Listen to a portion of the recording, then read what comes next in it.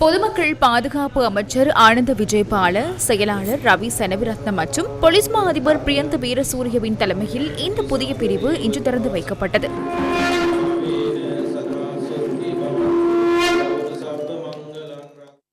PCID என்றால் என்ன? குற்றச்செயல்களூடாக ஈட்டப்பட்ட சொத்துக்கள் தொடர்பான சட்டமூலம் கடந்த ஏப்ரல் 8ஆம் தேதி பாராளுமன்றத்தில் நிறைவேற்றப்பட்டது.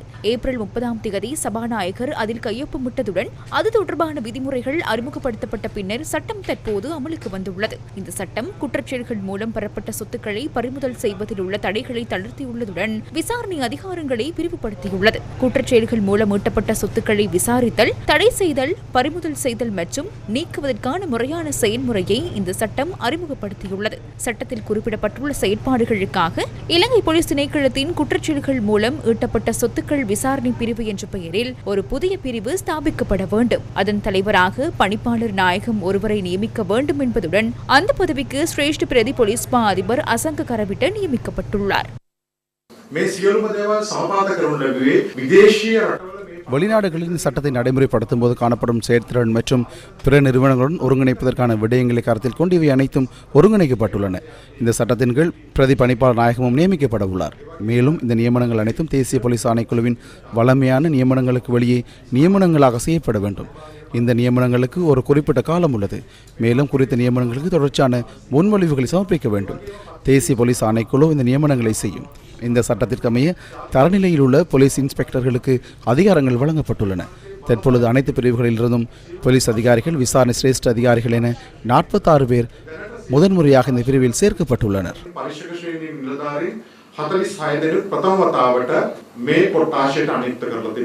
இந்த சட்டத்துக்கு அமைவான பணிகளுக்காக போலீஸ் மற்றும் லஞ்ச ஊழல் ஒழிப்பு ஆணைக்குழுவினால் அதிகாரி ஒருவரும் பிரதி போலீஸ் மா அதிபர் ஒருவரும் நியமிக்கப்படுவார். குற்றச்செயல்கள் மூலம் ஈட்டப்பட்ட சொத்துக்கள் தொடர்பான விரிவான விசாரணைகளை மேற்கொள்ளும் வசதி இந்த புதிய சட்டத்தின் ஊடாக ஏற்படுத்தப்பட்டுள்ளது.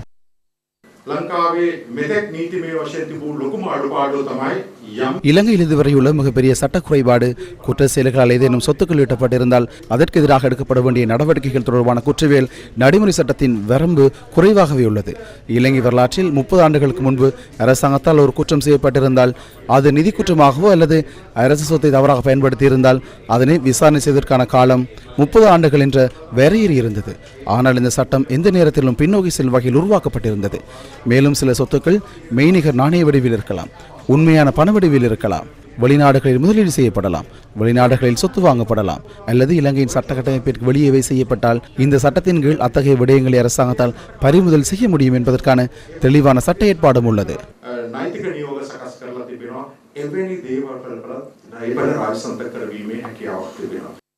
சட்டத்தில் காணப்படுகின்ற இடைவெளிகளை நிரப்ப வேண்டியுள்ளதாக நிகழ்வில் கலந்து கொண்டு உரையாற்றிய போலீஸ் மா அதிபர் சட்டத்தரணி பிரியந்த வீரசூரிய கூறினார்.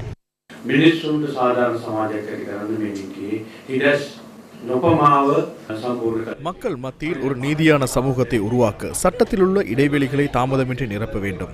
சைபர் கிரைம் குற்றங்களால் பொதுமக்கள் கடுமையாக பாதிக்கப்பட்டுள்ளார்கள். ஆனால் சட்டத்தில் உள்ள அந்த இடைவெளியினை இன்னும் நிரப்ப முடியவில்லை. அது காலத்தின் தேவை என்று நான் நினைக்கிறேன். இது இல்லாமல் இந்த நாட்டை முன்னேற்ற முடியாது. இல்லை என்றால் சட்ட கட்டமைப்பு பலவீனமடைந்த பின்னர் போலீஸ் சேவை மற்றும் நீதித்துறை விமர்சிப்பதில் எந்தவித அர்த்தமும் கிடையாது. சட்டங்கள் அவ்வப்போது தொடர்ந்து திருத்தப்பட வேண்டும். இலங்கையின் சட்டங்கள் இவ்வளவு அதிகாரத்தை பெற்ற சட்டம் இல்லை என்று நான் நினைக்கின்றேன். அதிகபட்ச அதிகாரம் உள்ளது, ஆனால் அதிகாரத்தை துஷ்பிரயோகம் செய்யாதீர்கள். இந்த அதிகாரத்தை பொதுமக்களின் நலனுக்காக பயன்படுத்துங்கள். சட்டத்தை அமுல்படுத்த இந்த அதிகாரத்தை பயன்படுத்துங்கள். அதற்காக எனக்கு முன் திறமையான, வலிமையான, நிபுணத்துவம் வாய்ந்த அதிகாரிகள் குழு எங்கள் முன் இருப்பதாக நான் நினைக்கின்றேன்.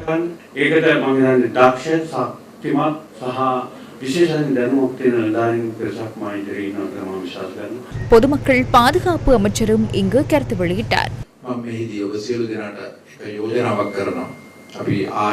இங்கே உங்கள் அனைவருக்கும் ஒரு யோசனையை முன்வைக்கின்றேன். நாங்கள் நிறுவனங்களை உருவாக்குகின்றோம், சட்டங்களை உருவாக்குகின்றோம், ஆனால் அவற்றை காலத்துக்கு ஏற்றவாறு நிர்வகிக்க வேண்டும். ஆரம்பத்திலிருந்தே தொழில்நுட்பத்தை ஒருங்கிணைக்கும் ஒருவர் சென்றால் அது எங்களுக்கு எளிதாக இருக்கும் என்று நான் நினைக்கின்றேன். ஆயிரக்கணக்கான புலனாய்வு நிறுவனங்கள் உள்ளன என்பதனை நாங்கள் அறிவோம். ஒரு புதிய விசாரணை வரும்போது முந்தைய விசாரணைகள் தோல்வியடைகின்றன. சில சமயங்களில் இதில் சம்பந்தப்பட்டவர்கள் உயிரோடும் இல்லை. சிலர் வேண்டுமென்றே தாமதங்களை ஏற்படுத்துகின்றார்கள்.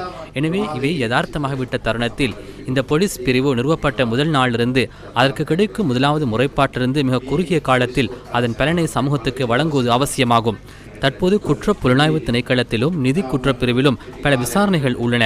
எனவே இது விசாரணை எளிதாக்கும் மற்றும் விரிவுபடுத்தும் என நினைக்கின்றேன். உதாரணமாக முறிகள் மோசடி போன்ற மோசடி மூலம் பெறப்பட்ட சொத்துக்கள் உள்ளன. இந்த மோசடியினால் சிலர் லாபம் பெற்றுள்ளனர். இந்த சட்டத்தின் மூலம் இவ்வாறான விசாரணைகளை மேலும் சேர்த்திறனாக்குவது இந்த போலீஸ் பிரிவின் கடமை என நினைக்கின்றேன். මේ පොලිස් කොට්ටාසී ගහලා ඒ කියලා මම විශ්වාස කරනවා මේ පනත